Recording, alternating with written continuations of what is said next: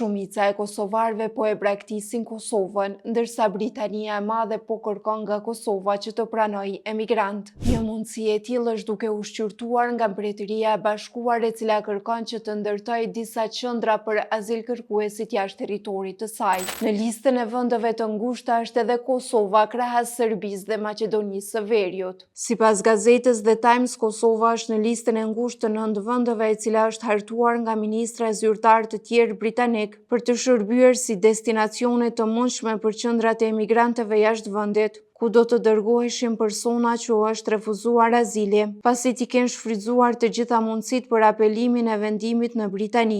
Burime të larta qeveritare britanike thanë se Kosova është një vend i besueshëm për ndërtimin e një qendre të kthimit, sepse është njëra nga rrugët kryesore që shfrytëzohet nga emigrantët e paligjshëm gjatë rrugës së tyre drejt vendeve të Bashkimit Evropian. Presidentja e Kosovës, Vjosa Osmani, tha se vendi i saj është i hapur për bisedime për një marrëveshje të mundshme për pranimin e personave që ju është refuzuar azili nga Britania.